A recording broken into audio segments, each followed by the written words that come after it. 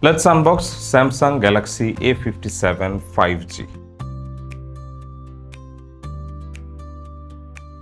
এইবারে ডিজাইনটা কিন্তু একদমই চিকন চাকন করা হয়েছে, আর সামনের দিকে যে ডিসপ্লেটা আছে এটা হচ্ছে 6.7 ইঞ্চের একটা ডিসপ্লে, যেটা স্ক্রিন টু বডি রেশিও 88.8%। নিচের দিকে বেজেলটা হালকা একটু মোটা, ঠিক গত বছরের স্ক্রিনটার মতোই বলা যায়। গরিলা গ্লাস ভিক্টাসের প্রোটেকশন আছে, যেটার MOHS লেভেল 5, আর এই ফোনটা IP68 এর water and dust resistant. Chipset হিসেবে আছে এক্সিনোসের 1680, যেটা 4 ন্যানোমিটার টেকনোলজির একটা চিপসেট। সাথে আছে 12GB র্যাম এবং 256GB storage. Out of the box on top of Android 16 এটা One UI 8.5 রান করছে, and it's running pretty smoothly. Back সাইডে 3টা ক্যামেরা সেন্সর আছে, 50 মেগাপিক্সেলের একটা মেইন ক্যামেরা সেন্সর, 12 মেগাপিক্সেলের আলট্রা ওয়াইড ক্যামেরা সেন্সর, আর 5 মেগাপিক্সেলের একটা ম্যাক্রো ক্যামেরা সেন্সর। আর সামনের দিকে আছে 12 মেগাপিক্সেলের একটা সেলফি ক্যামেরা। কানেক্টিভিটির ব্যাপারে বলতে গেলে এই ফোনটা একটা 5G ফোন, এখানে ওয়াইফাই 7 এর সাপোর্ট আছে আর ব্লুটুথ 6 আছে, আর টাইপ সি পোর্টটা দিয়ে আপনি USB 2 স্পিডে ডেটা ট্রান্সফার করতে পারবেন। ফিঙ্গারপ্রিন্ট সেন্সরটা optical, pretty fast and accurate. Battery আছে 5000 mAh, which is quite decent. যে ব্যাপারটা ডিসেন্ট লাগতেছে না সেটা হচ্ছে দাম।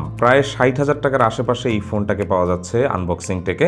আমার কাছে কেন যেন মনে হচ্ছে যে 60,000 টাকা বাজেটের থেকে অনেক ভালো ফোনই বাজারে আছে, কিন্তু তারপরেও অনেকেই আছে যারা স্যামসাং লাভার, তারা হয়তো ডেফিনেটলি এই A57 ফোনটা এত টাকা দিয়ে কিনবে।